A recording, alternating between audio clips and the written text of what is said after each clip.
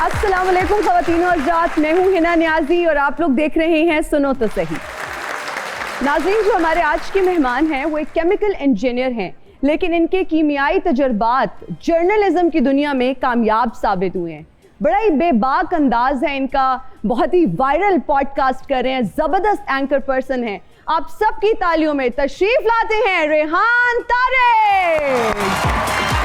अस्सलाम वालेकुम, welcome to सुनो तो सही। कैसे हैं आप? जी बिल्कुल ठीक ठाक है। Please have a seat. Thank you. अच्छा रेहान, याद रहेगा कि आज आप पॉडकास्ट में नहीं हैं, आज आप मेरे गेस्ट हैं। नेचुरली जी, जब आपने बुलाया तो हम दिलो निगाह फरशरा किए बैठे थे, हम आ गए जरा। अरे वाह वाह, आपकी एक आवाज पे लब्बैक कहा आपने। अरे thank you so much, it's an honour. Podcast इतने ज्यादा आप कर चुके हैं, कर रहे हैं, कैसी ख्वाहिश का ऐसा गेस्ट आता है ना दिल में कि यार इसको अब बुलाना है, कोई ऐसा गेस्ट जिसका इंटरव्यू मैं करना चाह रहा हूँ। वो इस वक्त सिपा सालार पाक फौज है, वो chief of the army staff है, ओके, जनरल आसिम मुनीर साहब। Okay. मैं उनका इंटरव्यू करना चाहता हूँ। करना चाहते हैं, जबरदस्त जबरदस्त। चलिए, ऑल द वेरी बेस्ट। अगर आप कर लीजिएगा तो फिर मेरी भी सिफारिश कर दीजिएगा। उनसे भी ऐसा ही पॉडकास्ट होगा जो आपका एक स्टाइल है, जिस तरह से आप करते हैं, कुछ डिफरेंट होगा। नहीं, वो बोल्ड बड़े एंड ब्लंट। देखिए, वो खुद बड़े ब्लंट आदमी है, इतने दिलेर, इतने दबंग आदमी है कि उन्होंने हमसाया मुल्क को नाको चने चबवा दिए। पूरी दुनिया में उनके नाम का डंका बज रहा है। तो इस वक्त उनसे बेफिटिंग आदमी कौन हो सकता है पॉडकास्ट के लिए? बिल्कुल दुरुस्त कहा आपने। पॉडकास्ट में आने से अब कितने लोग डरते हैं कि यार ये तो सब कुछ पूछता है, और ये भी नहीं ना होता है ना, थोड़ी सी पहले आप सेटलमेंट कर लेते हैं कि यार देखो मुझसे ये मत पूछना, गेस्ट कह देते हैं। तो आपको कहते हैं ये गेस्ट? अच्छा, इससे बिल्कुल मुख्तलिफ हो रहा है। क्या? लोग खुद आना चाहते हैं। ओह अच्छा। और लोग ये कहते हैं कि हमें अपने पॉडकास्ट में बुलाएं क्योंकि आप तल्ख सवाल करते हैं, बड़े तीखे सवाल करते हैं। तो हम चाहते हैं कि कोई तीखे सवाल करने वाला हमसे सवाल करे और हम जवाब दें। अच्छा अच्छा, कोई ऐसे गेस्ट आते हैं जो आने से पहले कहते हैं यार देखो इस पे बात मत करना, बस इसके अलावा कुछ भी पूछ लेना? हाँ, ऐसे बहुत से लोग होते हैं। कुछ ऐसे होते हैं जो पहले कहते हैं कि ये मत पूछना, और कुछ ऐसे होते हैं जो इंटरव्यू के बाद कहते हैं यार ये निकाल देना, यहाँ से इतना निकाल। और एक बंदा उन्होंने बिठाया हुआ होता है वहां पे, जो टाइम स्टैम्प के साथ नोट कर रहा होता है कि इतने मिनट और इतने सेकंड्स के ऊपर ये बात हुई हुई, पायना कर देना थोड़ी मेहरबानी है।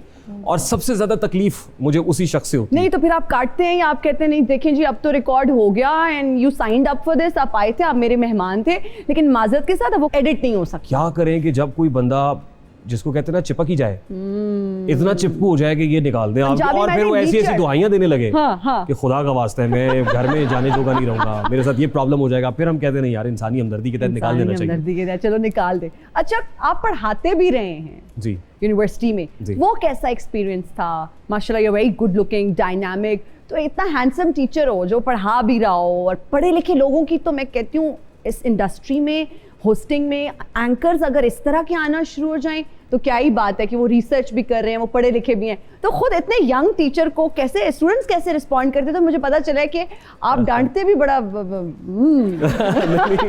जब गुस्से में आते हैं तो आप डांट भी देते हैं। तो वो कैसा एक्सपीरियंस था? लेकिन once in a blue moon होता है वो, कभी कभी ऐसा गुस्सा आता है। देखिए, ये शेवाए पैगंबरी है, पढ़ाना, दरसो तदरीस, और फिर जाहिर है आपने at the end of the day ये देखना होता है कि क्या लेगेसी छोड़ के जा रहे हैं। तो मुझे बहुत अच्छा लगता है जब फील्ड में, अभी मुझे कुछ स्टूडेंट्स मिले हैं आपकी किसी चैनल में, हमारे चैनल में भी आपकी कुछ स्टूडेंट्स हैं। मुझे बहुत अच्छा लगता है जब उनसे मुलाकात होती है। और फिर जब आपने कहा ना वो यूथफुलनेस और ये सब, मुझे लगता है कि यंग मैं उन्हीं स्टूडेंट्स की वजह से हूँ। जब इंतजार के लम्हे पिघलने लगते हैं, गली के लोग मेरे दिल पे चलने लगते हैं, और मैं इसलिए भी परिंदों से आके मिलता हूँ कि इनमें रह के मेरे पर निकलने लगता है। वाह, क्या बात है। एक और गेस्ट ने हमें ज्वाइन किया है, वो बहुत ही एक्साइटेड भी थे आपसे मिलने के लिए, हमारे भी ऑनरेबल गेस्ट हैं। जी जी, सो प्लीज वेलकम मिस्टर स्मार्टू।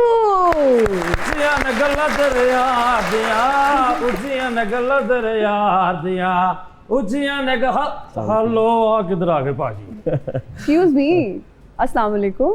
वालेकुम अस्सलाम। मतलब मेरे बहुत ऑनरेबल गेस्ट हैं और आप भी। ये क्या जुमला आपने बोला है अभी? सर ये मैं इन्हों के मगर ही जो इन्होंने मेरा पॉडकास्ट किया, तौबा मैंने लोग गिफ्टिंग करना छट गए। नहीं, मैं जानना चाहती हूँ आप दोनों के बीच में क्या चल रहा है, because I am literally clueless.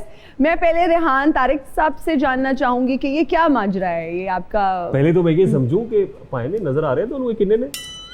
जी मैनू तो लखा होंगे ना, तो ये आपने चश्मा लगाया हुआ है इस देखो जी, इंडोर स्टूडियो, इतने खूबसूरत एनवायरनमेंट में चश्मा लगा के बैठे हुए। देखो जी, चश्मा लगाया लगाऊं ना लगाऊं, मैं ब्रांड है तो ब्रांड को चश्मा लगाना वो जचता है जी। Very good. अच्छा, मेरा ख्याल है जिस इंटरव्यू को आप रेफर कर रही हैं, मैं कुछ समझने की कोशिश कर रहा हूँ। बिल्कुल कुछ भी नहीं चल रहा। मुझे अगले दिन किसी ने पूछा कि who is your best friend. मैंने कहा चश्मा लगा के, ये मेरे पास इस वक्त मेरा चश्मा, मैंने चश्मा लगा के कहा कि I have many friends but mister Smartu is my best friend.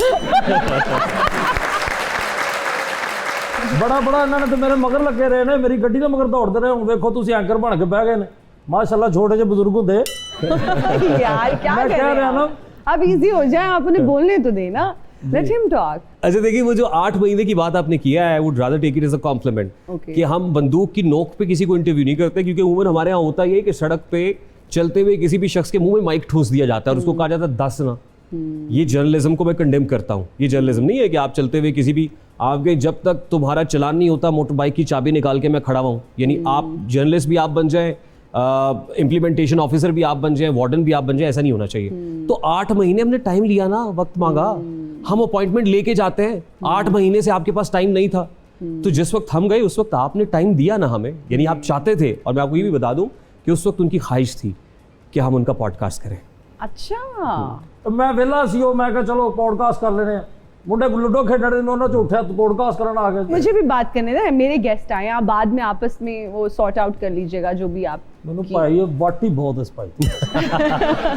अच्छा मुझे ये बताइए, केमिकल इंजीनियरिंग और फिर होस्टिंग, एंकरिंग, बिल्कुल डिफरेंट फील्ड है, तो डायरेक्ट क्यों नहीं जंप किया आपने मास कम्युनिकेशन में, और वो ज़्यादा इजी भी होता। अब जो यूथ आपको देख रही है, जो यंग टैलेंट आपको देख रहा है, वो शायद इस चीज़ से इंस्पायर भी हो और वो ये समझे कि पहले केमिकल इंजीनियरिंग करो फिर जाके एंकर बन जाओ। तो ये आपने ये थोड़ा कैसे, देखिए यूथ तो बड़ी समझदार हो गई है। ये जवाब मेरा पेरेंट्स के लिए है। उस वक्त मेरे पेरेंट्स ये चाहते थे, मेरी नानी माँ की ख्वाहिश थी कि पुत्र डॉक्टर बने, गले में स्टेथोस्कोप पहने, ओवरऑल पहने तो बहुत अच्छा लगेगा, खानदान में नाक ऊंची हो जाएगी। मेरे अब्बा की ख्वाहिश थी कि लड़का इंजीनियर बनना चाहिए, क्योंकि इंजीनियर जरा 4 साल में बन जाता है, डॉक्टर 5 साल में बनेगा, उसके बाद हाउस जॉब होगी और पता नहीं क्या क्या होगा। तो मैं अपने अब्बा की ख्वाहिश की तकमील के लिए इंजीनियर बन गया। अच्छा, तो बस अब्बा की ख्वाहिश थी, इंजीनियर बन गया। और ऐसे बहुत सारे बच्चे हैं जो अपने पेरेंट्स की ख्वाहिश पे बहुत कुछ बन जाते हैं, उनसे पूछता ही नहीं है कोई कि तू की बनना चाहना है ना। अच्छा, वैसे 3 इडियट्स के फरहान वाली स्टोरी है आपकी। हाँ एग्जैक्टली, ये वो 3 इडियट्स वाली स्टोरी चल रही है। वो भी वहां भी इंजीनियरिंग वाला फरहान है, आप रेहान है, बस ये फर्क है। पाजी ਜਦੋਂ ਤੁਸੀਂ जो इंजीनियरिंग कर ली सी ਤੇ ਤੁਸੀਂ ਮੇਰੇ ਪਿੱਛੇ ਕਿਉਂ ਹੱਥ ਧੋ ਕੇ ਪੈ ਗਏ? ਖੁਦਾ ਦਾ ਨਾ ਮੇਰੀ ਜਾਨ ਛੱਡ ਦਿਓ ਤੁਹਾਡੀ। ਮੈਨੂੰ ਲੱਗਦਾ ਤੁਸੀਂ ਮੇਰੇ ਪਿੱਛੇ ਪੈ ਗਏ ਹੋ, ਉਹ ਵੀ ਹੱਥ ਤੇ ਪੈਰ दोनों ਧੋ के। अच्छा वैसे रेहान, बैकलैश आया जी जब ये इंटरव्यू हुआ, सारा कुछ हुआ आपको, क्योंकि मिस्टर पतलू की फॉलोइंग बहुत ज़्यादा है, बहुत ज़्यादा लोग उन्हें फॉलो करते हैं। और हमारे पास यहाँ पे एक और सोशल मीडिया इन्फ्लुएंसर आई थी, समिया शेख, और उन्होंने एक बात की, ये उनका अपना एक ओपिनियन था कि जी मिस्टर पतलू जो है वो ओवररेटेड हैं और ओवर हाइप्ड हैं। तो उस पर जो उनके फॉलोअर्स का रिएक्शन आया, बहुत मुझे देख के बुरा लगा और मैं ऑफेंड हुई बाकायदा। आपको क्या बैकलैश आया? अच्छा, सबसे पहले तो मुश्किल था, मैं ये समझता हूँ कि कौन सी बात कहाँ कैसे कही जाती है, ये सलीका हो तो हर बात सुनी जाती है। एज अ जर्नलिस्ट आपका काम सवाल करना है। बहुत से लोग तो इस बात पे भी एतराज करते हैं ना, मोतरज हैं कि आपने ये इंटरव्यू क्यों किया। भाई मैं क्यों ना करूं, बात यह है कि आप अंधेरा दिखाएंगे तो उजाले की सिग्निफिकेंस का पता चलेगा ना, आप गुनाह दिखाएंगे तो स्वाब का पता चलेगा ना। मैं ये नहीं कह रहा कि इन पर्टिकुलर वो कोई ऐसी चीज थी, लेकिन हाँ एज अ जर्नलिस्ट आपका काम है। और ऑब्वियसली जैसे आपने कहा, he has got huge following, एक वो स्पॉटलाइट में है। हम तो समझना चाहते हैं कि क्या है, कैसे है, क्यों कर हो रहा है। और फिर आपने देखा national cyber crime investigation agency बहुत मुतहरिक हो गई। अच्छा, as far as the backlash is concern, तो मैं डरता मतलब ट्रोलिंग होती है, लोग गलत बातें करते हैं, कमेंट्स करते हैं आके, कोई मसला नहीं है, उनके पास इतना टाइम है, आके करें। लेकिन मैं जो बात मेंशन करना चाह रहा हूँ वो ये है कि इसके बाद हुआ कुछ यूं कि हमारे घर की खवातीन के जो सोशल मीडिया अकाउंट्स हैं वो हैक हुए, व्हाट्सएप हैक हो गया। फिर वहां से मुझे आना शुरू हो गई कॉल्स वॉल्स के, ये क्या हुआ है जी, ये आपको तो कहा था कि आप ये ना करें। मैंने कहा कोई मसला नहीं, इसको डील करने का एक तरीका कार है। खैर वो फिर रिकवर भी हुआ और ये सब। फिर कहीं ना कहीं को फैमिली की कोई तस्वीरें, मेरे फ्रेंड्स की तस्वीरें, खातीन की तस्वीरें वो लगा के उनको फिर आपने तो देखा है ना, जी, मतलब वो बिल्कुल। जो गेस्ट आपके पास आई थी, मैंने देखा है कि उनके साथ भी वैसा ही ट्रीटमेंट सोशल मीडिया पे रहा। तो इसको मैं साइबर बुलिंग कहता हूँ। ये साइबर बुलिंग नहीं होनी चाहिए। तो एज ए जर्नलिस्ट मेरी रिस्पॉन्सिबिलिटी में काम करता रहूं। गर्चे बुते जमात की आस्तीनों में मुझे है हुक्म अज़ां ला इलाहा इल्लल्लाह। ये नगमा फसले गुलो लाला का नहीं पाबंद, बहार हो कि खिज़ां ला इलाहा इल्लल्लाह। तो मुझे कोई टेंशन नहीं है। लेकिन जब बात दूसरे लोगों तक आ जाए, फैमिलीज तक आ जाए, बहनों बेटियों तक आ जाए, तो ये अनजस्टिफाइड है। ये नहीं होना चाहिए। ये इस तरह का बैकलैश। हमारे यहाँ ऐसे इदारे हैं साइबर क्राइम को लेके, FIA they are very active और वो उस तरह से काम कर रहे हैं, या अभी उनको ज्यादा एक्टिव होने की जरूरत है? मेरा ख्याल है कि देखिए, हमारा मेन स्ट्रीम मीडिया वैसे ही इवॉल्व कर रहा है डेवलपिंग कंट्री के अंदर, वैसे ही डिजिटल मीडिया भी इवॉल्व कर रहा है। अभी हम एक ट्रांजिशन फेज के अंदर है। हमें बहुत सारी चीजों को समझने की जरूरत है। जैसे हमने एक सीरीज शुरू की टिकटॉक लाइव को समझने की कोशिश की। हमारी कोशिश थी कि हम समझ सकें कि क्या है। गिफ्टिंग को समझने की कोशिश की, गिफ्टर्स को बिठा के पूछने की कोशिश की कि कैसे होता है। फिर हमने ये जो ट्रेडिंग है, ये बेटिंग एप्स चल रही है और ये सब, इसको समझने की कोशिश की। तो इसी तरीके से जो एजेंसीज हैं, इदारे हैं, मुझे लगता है वो भी समझ रहे हैं। अभी उनको भी समझना चाहिए, इसको एक्सप्लोर करना चाहिए, उसके मुताबिक रेगुलेटरी फ्रेमवर्क तरतीब देना चाहिए। अब आप देख लीजिए ना कि जो डेवलप्ड कंट्रीज है, वहां पे रेगुलेटरी फ्रेमवर्क बहुत तगड़ा है, बहुत तगड़ा वहां है। पे इस तरह की एप्स मौजूद नहीं है, और ना ही कोई इन्फ्लुएंसर ऐसा शाउट आउट देने का सोच भी सकता है। जो लोग वहां काम कर रहे हैं उनके लिए हम सॉफ्ट टारगेट हैं कि यहाँ के इन्फ्लुएंसर भी आसानी से पैसे देंगे, वो शाउट आउट भी दे देंगे, पता भी नहीं है, पता भी पैसे नहीं के लिए they'll do it। That's it. That's how it is। तो मुझे लगता है कि अभी सीखने की जरूरत है। अच्छा, जो बेटिंग एप्स की आपने बात की, इसका जिक्र किया, अब तो बहुत जो है ना हम देख रहे हैं कि एक्शंस प्रॉपर लिए जा रहे हैं। डकी भाई और कुछ और लोगों को भी बुलाया गया है, क्योंकि आप तो इंटरव्यूज करते रहते हैं। मजीद किन इन्फ्लुएंसर्स को तफ्तीश के लिए बुलाया जा सकता है? 2 खातीन का नाम सामने आ रहा था। इकरा कंवल का आया था। इकरा कंवल का नाम तो आ गया। उसके बाद अभी 2 पाइपलाइन में थे। ओके। उसमें एक तो बड़ी मारूफ इन्फ्लुएंसर हैं, टिकटॉकर हैं, जन्नत मिर्जा का नाम ज़ेरे गर्दिश था। और उसके बाद एक और इंटरव्यूअर भी हैं, मैं जर्नलिस्ट तो नहीं कहूँगा, लेकिन इन्फ्लुएंसर भी हैं, और वो काम कर रही हैं, जानते मतीरा, उनका नाम लिया जा रहा था। तो इस हवाले से जो हमारी गुफ्तगू हुई इदारे से, तो इन 2 खातीन का नाम अभी सामने आ रहा था। ओके, ठीक है जी। हाँ जी, आप बताइए ये गिफ्टर्स का क्या सिलसिला है? गिफ्टर्स का सबसे पहले जी मैं बताता चलूँ, ਜਦੋਂ ਦਾ ਇਸ ਭਾਈ ਨੇ ਮੇਰਾ ਇੰਟਰਵਿਊ ਲਿਆ ਨਾ, ਆ ਨਾ ਮੈਂ ਤੁਹਾਨੂੰ ਦੱਸਣਾ ਜੀ, ਉਸ ਤੋਂ ਬਾਅਦ ਲੋਕਾਂ ਮੈਨੂੰ ਗਿਫਟਿੰਗ ਛੱਡ ਦਿੱਤੀ ਹੈ ਜੀ। ਹੁਣ ਲੋਕੀ ਮੈਨੂੰ ਤਾਨੇ ਮਾਰਦੇ ਨੇ ਸਿਰਫ ਜੀ। ਉਸ ਤੋਂ ਬਾਅਦ ਵੇਖੋ ਜੀ, ਅੱਗੇ ਗਿਫਟਿੰਗ ਹੁੰਦੀ ਸੀ, ਹੁਣ ਮੈਨੂੰ ਲੋਕੀ ਗਿਫਟ ਦੇ ਵਿੱਚ ਕੋਈ ਸਬਜ਼ੀ ਦੇ ਜਾਂਦਾ, ਕੋਈ ਟਮਾਟਰ, ਕੋਈ ਆਲੂ, ਕੋਈ ਵੈਸੇ ਕੋਈ ਆਟਾ ਦੇ ਜਾਂਦਾ। ਕੱਲ ਇੱਕ ਬੰਦਾ ਮੈਨੂੰ ਗਿੱਲਾ ਲਸਣ ਦੇ ਗਿਆ ਜੀ। Very unjustified. ਇੰਟਰਸਟਿੰਗ ਨਹੀਂ ਭਾਜੀ, ਤੁਸੀਂ ਛੱਡ ਦਿਓ, ਤੁਸੀਂ ਬਹੁਤ रेहान गिफ्टिंग मैं ज्यादती है। वही वेरी इंटरेस्टिंग। रेहान, इतने बड़े बड़े स्टार्स, सेलिब्रिटीज बैठते हैं टिकटॉक लाइव पे जी, ये गिफ्टिंग उन्हें क्यों नहीं होती इस तरह से? ये सवाल आप वैसे मुझसे पूछते ना, क्योंकि ये मैं लीडर हूँ, मैं लेजेंड हूँ, मैं डॉन हूँ इसका, टिकटॉक का। तो मैं आपको बताता चलूँ जी, जो स्टार्स बड़े बड़े बैठे हैं वो हमसे छोटे स्टार हैं। आप जरा इनकी ज़हनी साख्त का अंदाजा लगाएं। He is flying so high. तो मुझे इनके बारे में किसी ने बताया, इनके एक गिफ्टर ने बताया, कहते दुबई में एक इवेंट था, और उस इवेंट में बॉलीवुड के एक बड़े स्टार संजय दत्त साहब आ रहे थे, और हमने इनको कहा कि संजय दत्त के साथ आपको बिठाएंगे। तो इन्होंने कहा मैंने संजय दत्त के साथ नहीं बैठना, संजय दत्त को फेम मिल जाएगा। हाँ, तो सही क्या देखो जी। God, really?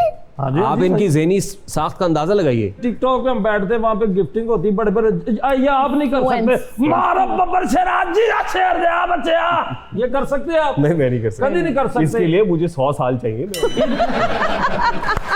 नहीं कर सकता सर। देखो ये कौन आ गया है, डॉन, मैं हूँ डॉन, डॉन, मैं हूँ डॉन। ले जी, इनकी कमी थी, ये भी आ गए हैं। आप कैसे हाजिर हुए जी? डॉन हमें जिथे मर्जी जा सकना, डॉन को पकड़ना मुश्किल ही नहीं, बहुत सौखा है, क्योंकि डॉन दे गिट्टे गोडे रह गए। आईना गर्द गर्द कैसा है, रंग चेहरे का जर्द कैसा है, काम घुटनों से जब लिया ही नहीं, फिर ये घुटनों में दर्द कैसा है। ओए ओए। मैं असल ਦੇ ਵਿੱਚ ਭਾਜੀ ਵਾਲਾ ਆਇਆ, ਜਿਹੜਾ ਲੋਕਾਂ ਦੇ ਇੰਟਰਵਿਊ ਕਰਕੇ ਤੇ ਉਹਨਾਂ ਨੂੰ ਮਸ਼ਹੂਰ ਕਰ ਰਹੇ ਆ। वैसे वाकई मतलब वायरल जा रहे हैं इनके सारे इंटरव्यूज, तो बड़ा अच्छा कंटेंट होता है, बहुत अच्छी गुफ्तगू करते हैं। ਇਸ ਲਈ ਤਾਂ ਮੈਂ ਇਹਨਾਂ ਕੋ ਆਇਆ ਕਿ ਮੇਰਾ ਇੰਟਰਵਿਊ ਭਾਜੀ ਤੁਸੀਂ ਕਿਉਂ ਨਹੀਂ ਕਰਦੇ, ਮੈਂ ਤੁਹਾਨੂੰ ਸ਼ਰੀਫ ਆਦਮੀ ਲੱਗਦਾ। ਮੈਂ ਕਿਹਾ ਡੌਨ, ਮਰਿਆ ਕੁੱਤਾ ਕਿੰਨੀ ਕੁ ਦੂਰ ਸੁੱਟ ਕੇ ਆ ਸਕਣਾ ਭਲਾ? ਅਰੇ ਇੰਨੀ ਤਮੀਜ਼ ਹੈ ਇਹਨੂੰ ਪਤਲੂ ਨੂੰ, ਹੈ ਖਾਣਾ ਖਰਾਬ ਦਾ। ਉਹ ਸ਼ਾਵਾ ਸ਼ਾਵਾ, ਸਵੇਰੇ ਫਿਰ ਸਾਰੀ ਰਾਤ ਬੋਲਦਾ ਹੀ, ਸਵੇਰੇ ਤੋਂ ਕੋਈ ਬੋਲਿਆ ਹੀ ਨਹੀਂ ਜਾਂਦਾ, ਇਸ਼ਾਰੇ ਨਾਲ ਕਹਿੰਦਾ देख लो कैसे रेहान साहब, देखो आपके सामने आप फिर में बोलते हैं। रेहान साहब ਤੁਸੀਂ ਮੇਰਾ ਇੰਟਰਵਿਊ ਕਰੋ, ਮੈਨੂੰ ਪੁੱਛੋ ਮੈਂ ਕਿਹੜਾ ਧੰਦਾ ਚਲਾਉਣਾ, ਕਿਸ ਧੰਦੇ ਦੇ ਵਿੱਚ ਮੇਰੇ ਹੱਥ ਮੂੰਹ ਕਾਲੇ ਨੇ, ਤੁਸੀਂ ਮੈਨੂੰ ਪੁੱਛ ही नहीं रहे। मैं जरूर करना चाहूंगा, मुझे मिले ही आप आज है। हाँ, ये पूछना चाह रहे हैं और ये कहना शायद ये चाह रहे हैं कि आप इतने डॉन्स का इंटरव्यू कर चुके हैं, इनका कब करेंगे? डांस का इंटरव्यू करें, लोगों को पता चले कि डांस है क्या और ये देखिए डांस कैसा हो रहा है। इतनी लचक वाला डॉन मैंने पहली बार देखा है। ਤੁਸੀਂ ਖੁਸ਼ ਨਸੀਬ ਐਡੀਆਂ ਸਸਤੀਆਂ ਮਸ਼ਹੂਰੀਆਂ ਕਰ ਰਹੇ ਨੇ ਨਾ ਕਾਵੇ ਤੇ ਰਸਗੁੱਲਿਆਂ ਤੇ, ਮੈਂ ਤੁਹਾਨੂੰ ਦੱਸ ਨਹੀਂ ਸਕਦਾ बेड़ा तरे पैसे लेंदी ही नहीं गई उठे। इनका बहुत अच्छा टेस्ट है और अभी मैंने कावा पीना है और अभी मैंने रसगुल्ले भी खाने हैं, वो तो करी जा रहे हैं फ्री। आपने कहाँ देख लिया वीडियो ऐसी? मैं देखता, मैं रिसर्च करता हूँ पूरा आपको, आप कहाँ दिहाड़ियाँ लगाती मुझे हैं, स्टॉक करते हैं, इसके अलावा कहाँ दिहाड़ी लगाती हैं मुझे सारा पता है। साडा बेड़ा तर जे तेरा बस नहीं चलता, तू ते फीता कटन का भी 400 ले लेंगे। मुझे साथ लेकर जाया करो, फिर मेरा मुंह बंद रहेगा। मेरी बात सुने जी जी। आप एक तो मेरे शो में आ गए हैं, फिर आप कह रहे हैं लोगों को वायरल करते हैं, लोगों को वायरल नहीं बेनकाब करते हैं लोगों को, असलियत सामने आती है लोगों की। आपने अगर कोई रेलेवेंट सवाल पूछना है तो आप पूछिए, वरना प्लीज। अंडरवर्ल्ड ਦੇ ਵਿੱਚ मेरी बहुत घट रेटिंग आ रही है, मैं चाह रहा मेरा इंटरव्यू करना है। शुक्र है मैं ਤੁਹਾਡੇ को आप चल के आ गया, नहीं तो सोहेल वड़ैच साहब ਜਿਹੜੇ ਨੇ ਮੈਨੂੰ ਕਹਿ ਰਹੇ ਨੇ ਕਿ ਮੈਨੂੰ ਇੰਟਰਵਿਊ ਦੇ, ਇੱਕ ਦਿਨ ਜਿਹੜਾ नहीं ਘਰ ਆਉਂਦੇ ਸਾਰਾ ਕੁਝ खा ਜਾਂਦੇ ਨੇ। तो वो तो इतने सीनियर जर्नलिस्ट है, आपको चाहिए था कि आप जरूर इंटरव्यू। नहीं, वो खांदे बहुत ने। ये देखे नाज़रीन, ये टिक्कियां भी बनी हैं। मेरी बात सुनिए, अभी मेरे शो में उन्होंने आना है, अगर ये क्लिप उन्होंने देख लिया तो वो नहीं आएंगे। नाज़रीन, ये सीधा सीधा तदाब नहीं है। रेहान, आप बहुत जबरदस्त मुकर्रर भी रहे हैं और एक तकरीर ने आपको ईवानों तक पहुंचाया था, वो क्या माजरा है? देखिए, इसमें कोई दो राय नहीं है। It was a turning point for me. ये 2007-8 की बात है, जिस वक्त मियाँ बरादरान, जब मियाँ बरादरान कहते हैं तो आपको पता है मियाँ शहबाज शरीफ और मियाँ नवाज शरीफ की बात कर रहे हैं। एग्जाइल के बाद, जलावतनी के बाद वापस पाकिस्तान में आए थे और पंजाब में इनकी गवर्नमेंट आई। बिल्कुल। तो उन्होंने एक पंजाब में डिबेट कॉन्टेस्ट कराया, डिक्लेमेशन कॉन्टेस्ट था, उसमें मैं पंजाब से विन करके आया। And you were very young. हाँ, बैक इन 2007 and 8 की बात है। तो उस वक्त मैंने फर्स्ट टाइम पाकिस्तान की पॉलिटिकल लीडरशिप को इतना क्लोजली, यानी इतने सारे लोग बैठे हुए थे, तो जाहिर है जज्बात का ठाठे मारता हुआ समंदर था कि भाई I have to do it, अब मुझे बताना है कि मैं कितना अच्छा मुकर्रर हूँ। अच्छा, 2 मिनट दिए गए थे बोलने के लिए। मेरी जो तकरीर है उसका दौरानिया कोई 5 से 7 मिनट 7 मिनट, लेकिन 2 मिनट मुझे दिए गए थे। तो 2 मिनट जब हुए तो उसने मुझे रिंग की बेल के, बस करो। मैंने कहा घंटियां ना बजाओ, मैं यहाँ से चला जाऊंगा, मगर मेरी आवाज इस शोर सदा में गूंज तो लेने दो। अरे वाह। अच्छा, मेरे पास उस कैम काउंटर की रिकॉर्डिंग है, तो फिर मियाँ बड़े वाले मियाँ साहब ने कहा कि इसको, इस लड़के को बोल लेने दो। फिर मैं बोलता चला गया। जब मैं वो तकरीर करके उतरा था, एक साहब ने मेरे कंधे पे हाथ रखा और कहा कि मियाँ साहब कह रहे हैं तकरीर लिख दो। हाँ। मैंने कहा कौन मियाँ साहब? पीछे मुड़ के देखा तो बड़े वाले मियाँ साहब ने ऐसे सर हिलाया। मैं समझ गया कि लिखनी पड़ेगी अब तो जी। मैंने कांपते हुए हाथों के साथ लिखना शुरू किया और पसीना उसके ऊपर गिर रहा था। तो मेरे एक दोस्त होते थे अखबार में, वो मेरे पास आए और उन्होंने कहा कि यार आपने इस पे अपना नाम, अपना नंबर, अपना घर का पता, अपना ईमेल आईडी सब लिख देना है। मुझे नहीं पता था ये क्यों कह रहे हैं। खैर, मैं एक हफ्ते के बाद अपने घर में बच्चों को पढ़ाया करता था। मेरे घर में बच्चे पढ़ने के लिए आए हुए थे। इसी दौरान मुझे कॉल आती है, अस्सलाम वालेकुम जी, मैं डॉक्टर आसिफ किरमानी बात कर रहा हूँ, पर्सनल सेक्रेटरी मियाँ नवाज शरीफ। मेरी जाने वाला डॉक्टर आसिफ किरमानी कौन है जी? तो कहते रेहान साहब, वो आपने ईवान इकबाल में तकरीर की थी, कुछ पॉइंटर्स थे, कंपोज फॉर्म में मिल जाएगी? मैंने कहा जी मिल जाएगी। कितना टाइम लगेगा? मैंने कहा 3 से 4 दिन लगेंगे। उन दिनों कंपोजर्स, अब तो आप घर पे खुद ही टाइप करके प्रिंट निकाल लेते हैं ना। मैंने कहा कि 3 से 4 दिन। नहीं 3 से 4 दिन ज्यादा, मियाँ साहब बात करेंगे। मियाँ साहब ने फोन लगाया, अस्सलाम वालेकुम रेहान साहब, क्या हाल है? मैं अपनी सीट से उठ के खड़ा हूँ। फिर मैं फैमिली में चला गया, मैंने उसका स्पीकर ऑन किया। मैंने कहा घर वाले मानेंगे नहीं कि इसको मियाँ नवाज शरीफ साहब फोन कर रहा है। मैं एज ए यंगस्टर और इंजीनियरिंग का स्टूडेंट, और वो कहेंगे ये मुंह और मसूर की दाल। खैर, मैंने वो स्पीकर ऑन किया। उन्होंने कहा आप क्या करते हैं? मैंने बताया मैं इंजीनियरिंग का स्टूडेंट हूँ। अब्बा क्या करते हैं? कहा ये वो सब। मुझे बहुत पसंद आई। कितनी देर में पहुंचाएंगे? मैंने कहा सर आधे घंटे में आई। बच्चों को मैंने कराई छुट्टी। हमारे वो मेन लिंक रोड के ऊपर एक शबनम सेंटर है, वो कंपोजर आज भी मुझे जानता है। मैं उसके पास गया, वो कंपोज कराई। उन्होंने कहा आप हमें फैक्स भी कर दे इस नंबर पे, ईमेल भी कर दे। मैंने फैक्स भी की, ईमेल भी की। फिर उसके बाद शुक्रिया की कॉल आई मुझे।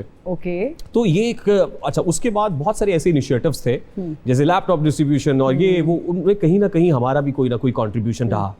तो बहुत ज्यादा जब कुर्बतें बढ़ी, फिर मुझे ये लगा कि नौजवान अपने वक्त का बादशाह होता है, उसे ये ईवानों में और यहाँ जाके अपने जो बादशाहत है ना उसको खोना नहीं चाहिए। फिर मैंने अपने पल्लू के साथ ये शेर बांध लिया, ये आज भी स्ट्राइक करता है इस दिमाग के साथ कि ऊंचे ऊंचे दरबारों से क्या लेना, भूखे नंगे बेचारों से क्या लेना, अपना खालिक अपना मालिक अफजल है, आती जाती सरकारों से क्या लेना। वाह वाह वाह, मुझे ये बिल्कुल अब यकीन हो गया कि शेर व शायरी से भी बहुत लगाव है। हाँ बेशक है। तो कैसे याद, हाफजा बहुत अच्छा है, एक दफा पढ़ लो तो याद हो जाता है। अच्छा, लोग मुझसे पूछते हैं कि ये कैसे याद रह जाता है। देखिए, मैं शेर को याद नहीं करता, मैं उसको एंजॉय करता हूँ। तो शेर को याद नहीं करना चाहिए, उसको एंजॉय करना चाहिए। वाह, जैसे हम गाने के लिरिक्स को एंजॉय करते हैं ना, तो हमें एफर्ट नहीं करनी पड़ती, हमें वो याद रह जाते हैं। अच्छा, वैसे आपको सीनियर जर्नलिस्ट ने शायद ये बताया हो कि एक वक्त था जब सहाफी को ना कोई किराए पे मकान देता था, ना कोई बैंक लोन देता था, और ना रिश्ता आसानी से मिलता था।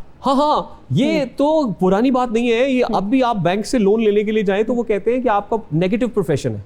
मैंने कहा अच्छा ये क्या होता है? उन्होंने कहा जी ये जो जर्नलिज्म है या मीडिया है ना, इसको हम नेगेटिव प्रोफेशन की कैटेगरी में डालते हैं, तो इसलिए आपको लोन नहीं मिलना, लोन नहीं मिलेगा। और दूसरी जो आप रिश्ते वाली बात कर रहे हैं, मेरा एक दोस्त है तो वो खबरें पढ़ा करता था, तो उसके घर में रिश्ता देखने के लिए लड़की वाले आए। अच्छा। तो लड़की वालों ने कहा मुंडा की करता है? उन्होंने कहा जी वो खबरें पढ़ता है। अच्छा, वो तो ठीक है, करता की है?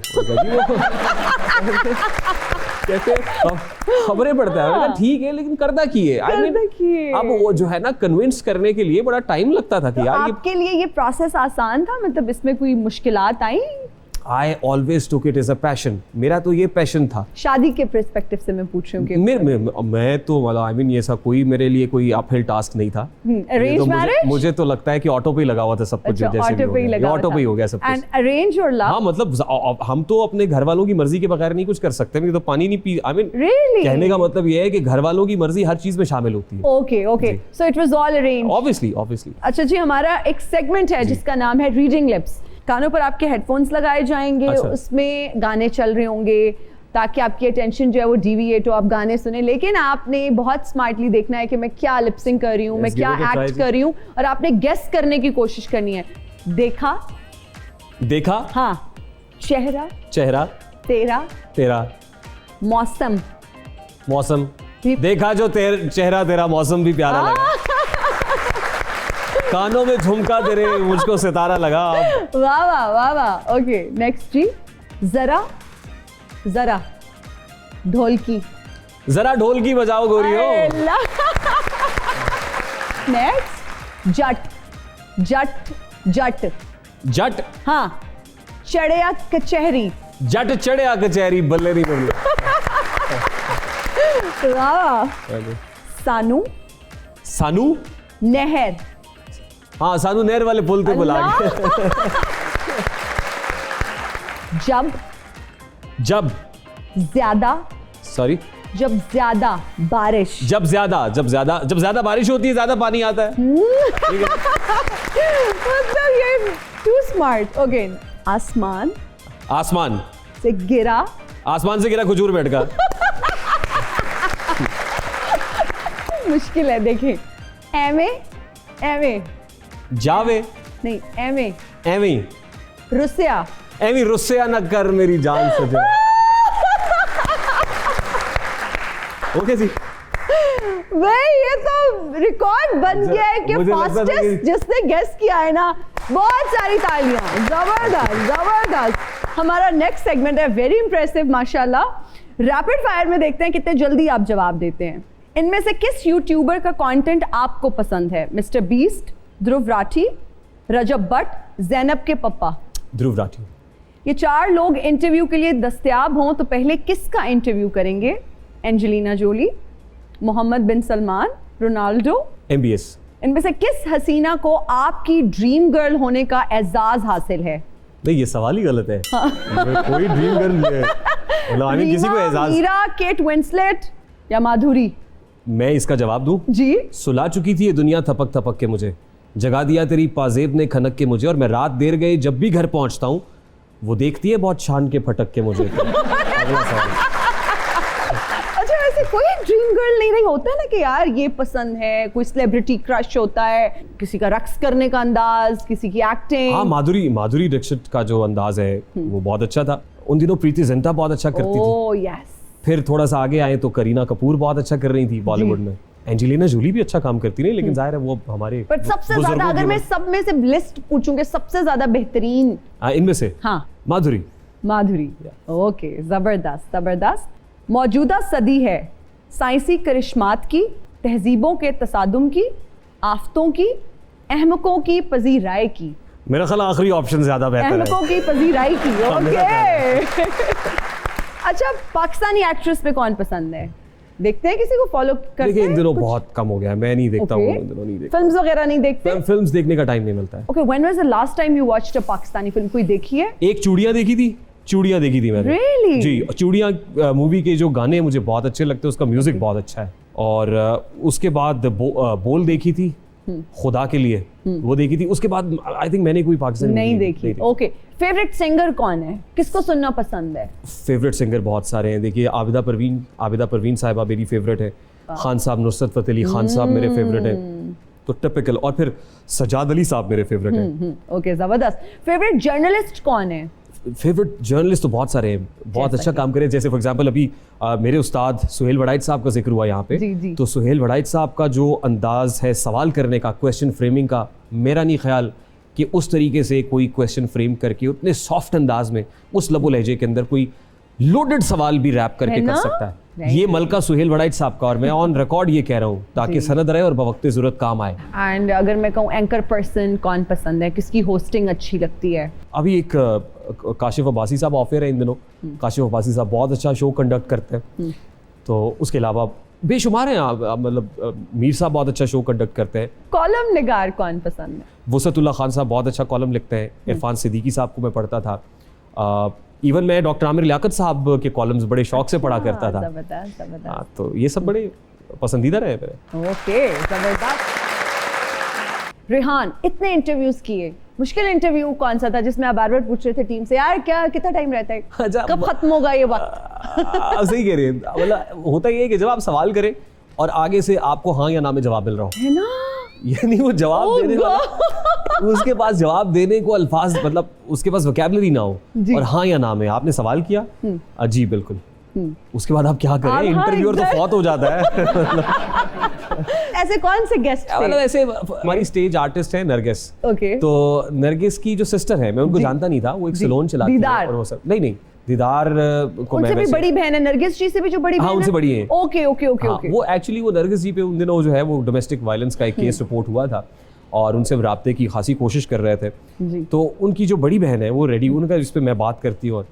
अच्छा, वो फिर क्योंकि शायद वो कैमरा फ्रेंडली नहीं थी उस तरीके से, और कभी वो आर्टिकुलेट नहीं थी बहुत ज्यादा, तो उसमें बहुत दिक्कत हुई। उसमें मुझे देखना पड़ रहा था कि टाइम कितना होता है। अच्छा, अगर ऐसा गेस्ट आ जाता है कि आप कुछ भी पूछते हैं, हाँ जी बिल्कुल, अच्छा बिल्कुल ऐसा ही है, फिर क्या करते हैं? फिर आपको देखना पड़ता है कि वो किस जगह पे अच्छा है या कहाँ कंफर्टेबल महसूस कर रहा है। फिर आप उससे उसकी जिंदगी के बारे में कुछ पूछ लेते हैं। आई मीन आप उसको उस जगह पे रखते हैं जो उसका कंफर्ट जोन होता है, फिर आप उसमें उससे खिलाने की कोशिश करते हैं। लेकिन फिर आपको अंदाजा हो जाता है थोड़ी देर में कि यार इधर से निकलना कुछ नहीं है, तो इसको वाइंड अप करें और चलें वापस, अपने घर जाए। अच्छा, कोई ऐसा गेस्ट जो आया और भाग गया हो इंटरव्यू दिए बगैर? नहीं, कुछ लोगों को शौक होता है। देखिए ये टीआरपी का दौर है, फॉलोइंग का दौर है, व्यूज का दौर है, तो कुछ लोग तय करके आए होते हैं कि इसके चलते हुए शो को हमने छोड़ के जाना है। मेरे साथ ऐसा हुआ। साबिका हुकूमत में वजीर इत्तलात पंजाब फयाजुल हसन चौहान साहब, वो एक रोज बहुत गुस्से से बोलते चले और ऐसी चीजें बोल रहे थे कि जिसपे हमारे सेंसर वाले को सेंसर बीप लगानी पड़ रही थी, बार बार माइक म्यूट करना पड़ रहा था। इतनी देर में उन्होंने जनाब IFB को उतारा, माइक उतारा और चलता शो छोड़ के चला गया। फिर हमने उनकी खाली कुर्सी दिखाई और खाली कुर्सी से तकरीबन 4-5 मिनट गुफ्तगू की। फिर इसी तरह पाकिस्तान तहरीक इंसाफ की जमशेद इकबाल चीमा साहब हालांकि हमारे बहुत अच्छे दोस्त हैं और बड़ी हलीमी है उनकी तबीयत के अंदर, मिजाज में, लेकिन उस दिन मुझे नहीं पता चला उनको क्या हुआ। उन्होंने भी ऐसा ही किया, चलते हुए शो को छोड़ के चले गए। अच्छा, आपका ना एक दबंग अंदाज है और आपका इंटरव्यू जो है, जब आप कर रहे होते हैं इंटरव्यू, तो बहुत ज़बरदस्त क्वेश्चंस होते हैं, बड़े बोल्ड ब्लंट अंदाज से आप पूछते हैं।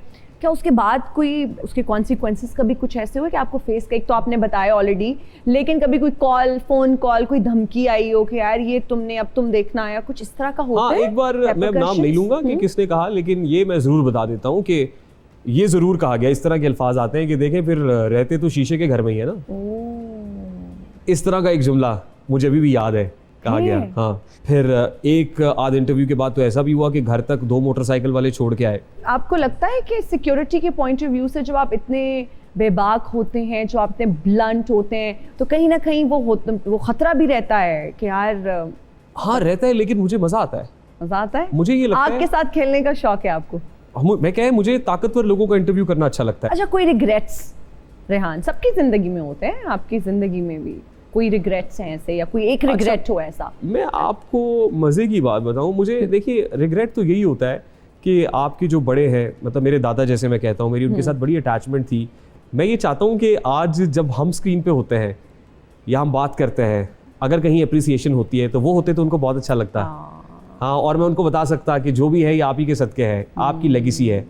अगर आज कोई हमारे शेरी ज़ौक़ की तारीफ़ करता है या ज़बान बयान की तारीफ़ करता है, लोग हमें कराची से समझते हैं कि यार अहले ज़बान है। क्योंकि आजकल के जब हम यूथ में देखते हैं या नए लोगों में देखते हैं, आपने तो खैर बहुत अच्छा, बहुत ज़बरदस्त काम किया और काफ़ी टाइम से आप काम कर रहे हैं, कुछ ये चीज़ मिसिंग है, जिससे आपने कहा तलफ़्फ़ुज़, उर्दू, आपको लोग अहले ज़बान समझते हैं, कराची से समझते हैं, तो ये दादा की बदौलत है सब कुछ। जी, आपने नए लोगों की बात की ना, तो मैं ये कहता हूँ कि अदब के नाम पे महफिल में चर्बी बेचने वालों, अभी वो लोग जिंदा हैं जो घी पहचान लेता है।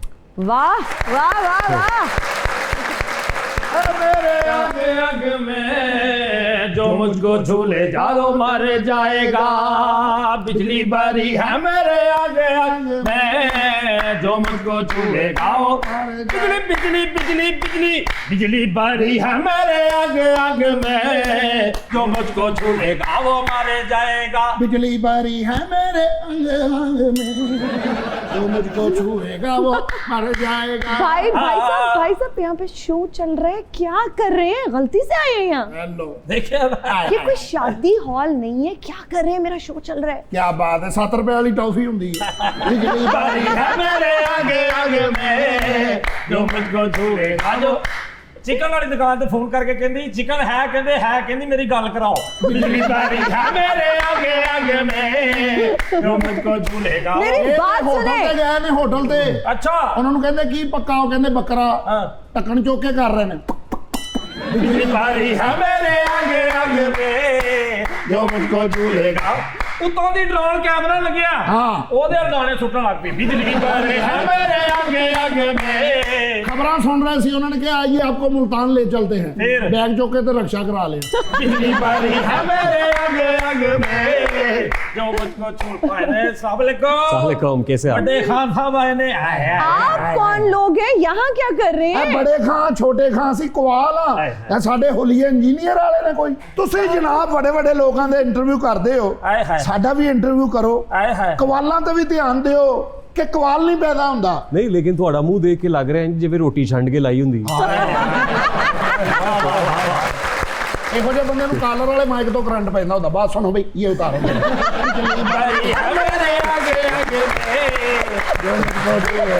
अगर आप लोग अच्छा गाते ना तो यकीनन मसरूफ होते। क्या बात है, सस्ता पतासा हुंदा। मेरे आगे आगे में माशाल्लाह लग नहीं रही, स्ट्रेचर पे मिठाई लाई होती। बिजली बरी है मेरे आगे आगे में जो मुझको छूलेगा वो मर जाएगा। खाने वाली चीजों पे तशबीह दे रहे हैं। नर्स हुंदी है, मरीज ਨੂੰ ਕਹਿੰਦੀ ਤੂੰ ਤੇ ਮਾਰ ਹੀ ਜਾਣਾ, ਤੇਰਾ ਫਰੂਟ ਮੈਂ ਖਾ ਲਾਂ। मेरे आगे आगे में ਇਹੋ ਜਿਹੇ ਐਂਕਰ ਪ੍ਰੋਗਰਾਮ ਸਟਾਰਟ ਕਰਕੇ ਹੀ ਬ੍ਰੇਕ ਲੈ ਲੈਂਦਾ। ਮੇਰੇ ਦਰਦ ਹੋ ਰਹੀ है। आपकी इस्लाह के लिए अर्ज है कि मुझे एंकर ब्रेक ही नहीं लेंदा, ਇਹ ਬੜੇ ਇਸ शो करता है। ਜੰਗਜੂ ਜਾ ਰਹੇ ਨੇ ਇਸ ਟਾਈਮ। ਹਾਂਜੀ ਹਾਂਜੀ ਇਹ ਇੰਜ ਖਬਰਾਂ ਦੇ ਵਿੱਚ ਨੇ ਤੇ ਅਗਲੇ ਨੂੰ ਇਹੋ ਜਿਹਾ ਧੋਤਾ तो ਲਾਉਂਦੇ बच ਨੇ। के रहे ना, आप लोगों से भी पूछ लिया। ਧੋਬੀ ਵੀ ਇਹੋ ਜਿਹਾ ਧੋਤਾ ਨਹੀਂ ਲਾਉਂਦਾ ਜਿਹੋ ਜਿਹਾ ਇਹ ਲਾਉਂਦੇ ਨੇ।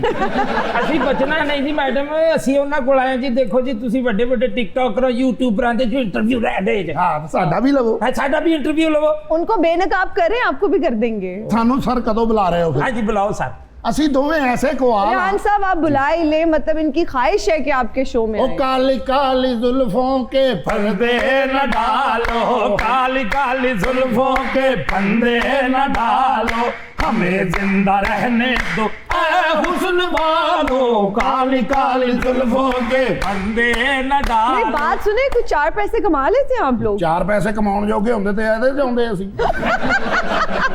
ਅਸੀਂ ਤੁਹਾਡੇ ਸ਼ੋਅ 'ਚ ਇਸ ਲਈ ਆਏ ਹਾਂ ਕਿ ਤੁਹਾਡਾ ਸ਼ੋਅ पॉपुलर है, ਇਹਦੀ वजह ਨਾਲ ਸਾਨੂੰ प्रोग्राम मिलने शुरू हो जाएंगे। अच्छा, काम की बात करें। काम की यही है कि हमारा इंटरव्यू सेट करवाएं उधर से। मैं कैसे सेट करवाऊं, मतलब ये कैसी टर्म है, हमारा इंटरव्यू सेट करवाएं उधर से? मैं रिक्वेस्ट जरूर कर सकती ਪਤਾ ਮੈਡਮ ਨੇ ਵਾਲ ਕਿਵੇਂ ਬਣਾਏ ਨੇ ਸੋਡੇ ਦੀ ਬੋਤਲ ਪੀ ਕੇ ਸੁੱਚ ਚੁੰਗਲਾ ਉਹਦੇ ਬਣ ਗਏ भाई कर्ल होते हैं और बहुत टाइम लगता है ਪੁਰਾਣੀਆਂ ਮਾਈਆਂ ਚਿਮਟਾ ਗਰਮ ਕਰਕੇ ਬਣਾਉਂਦੀਆਂ ਸੀ जी ਅਸੀਂ ਵੀ ਹੁਣ ਇਨਫਲੂਐਂਸਰ ਆ ਸਾਡਾ ਵੀ ਕੋਈ ਇੰਟਰਵਿਊ ਲਵੋ ਜੀ ਹਾਂਜੀ अभी आप कवाल थे अभी आप फ्लुएंसर बन गए हैं ਉਹ ਕੀ ਹੁੰਦਾ ਜੀ ਉਹ ਜਿਹੜੇ ਬਾਬਾ ਲੋਕਾਂ ਨੂੰ ਗੱਲਾਂ ਗੁੱਲਾਂ ਦੱਸਦੇ ਉਹ ਹੀ ਆ ਮੇਰੇ ਬੜੇ ਖਾਂ ਜੀ ਮਾਸ਼ਾਅੱਲਾ ਬੜਾ ਖੁੱਲੇ ਦਰਾਜ਼ ਵਰਗਾ ਮੂੰਹ ਤੋਬਾ ਮੈਂ ਕਿਹਾ ਉਸਤਾਦ ਜੀ ਇਹੋ ਜਿਹਾ ਮੂੰਹ ਤੋਂ ਬਣਦਾ ਜਦੋਂ ਪਿੱਛੋਂ ਵੱਟਾ ਵੱਜੇ ਕੀ ਕਹਿੰਦੇ ਐ ਕਾਲੀ ਕਾਲੀ जुल्फों के कंधे लगा लो हमें जिंदा रहने रेहान कोई ऐसी ख्वाहिश जो अभी तक पूरी नहीं हुई आप चाहते हैं बस पूरी हो जाए हजारों ख्वाहिशें ऐसी कि हर ख्वाहिश पे दम निकले। वाह वाह तो मेरा ख्याल है ऐसी ख्वाहिशें रखनी नहीं चाहिए। अभी तक तो जो सोचा है वो पूरा हुआ है। Okay. और मैं ये समझता हूँ फिर वही बात है, अहमद नदीम कासमी साहब ने लिखा था किसी लाइलाज रजाई ने, रजाई ऑप्टिमिस्ट को कहते हैं जी जी वो कहते हैं किसी लाइलाज रजाई ने, ऐसा रजाई ऐसा ऑप्टिमिस्ट जिसको कह रहे हैं कि ग्लास आधा खाली है, वो कह रहे नहीं भरा हुआ है, खाली है नहीं भरा हुआ है। किसी लाइलाज रजाई ने ये खबर चमन में उड़ाई है, कोई पत्ता जब ना हो शाख पे तो समझ लो फसलें गुलाई है। यानी चीजों को देखने का ये एंगल भी है कि नहीं है इस वक्त कुछ नहीं है तो क्या हुआ यार, बाहर है बस चंद ही कदम की दूरी पे सब कुछ हो जाएगा इंशाल्लाह, हरियाली होगी। तो हम उस इंतज़ार में इंशाल्लाह कि जब चीज़ें बहुत बेहतर हो जाएंगी, बहुत अच्छी हो जाएंगी, हमारा मुल्क जो है वो दिन दुगनी रात चुगनी तरक्की कर रहा होगा, हम भी अक़वाम आलम की सफ़ में सर बुलंद करके खड़े हुए होंगे। हमारी इकोनॉमी कल को ख्वाहिश ये है कि कल को अमेरिका डोनाल्ड ट्रंप या कोई आने वाला सदर हमारे पास जो है कशकोल लेके खड़ा हुआ हो और वो कहे कि हमें भी कुछ अरे वाह पैसे चाहिए, हमारी इमदाद कर दे। तो ये ख्वाहिश है, हम चाहते हैं कि हमारी जिंदगी में कहीं ना कहीं ऐसा हो जाए इंशाल्लाह इंशाल्लाह। We hoping for the best. बहुत शुक्रिया, thank you so much for your time. हमारे प्रोग्राम का वक्त खत्म हो चुका है, जाते जाते क्या कहना चाहेंगे? It was an absolute pleasure being on the show. बहुत अच्छा लगा, बहुत मजा आया और यकीन कीजिए कि मुझे पता ही नहीं चला कि वक्त कैसे गुजर गया। Same mutual feelings. Thank you so much for being on our show. बहुत अच्छा लगा। आप सबका बहुत शुक्रिया, हमें देखने वालों का बहुत शुक्रिया। मुझे और मेरी टीम को दीजिए इजाजत, अपना बहुत ख्याल रखिएगा। आपसे मुलाकात होगी अगली एपिसोड में। टिल देन अल्लाह हाफिज।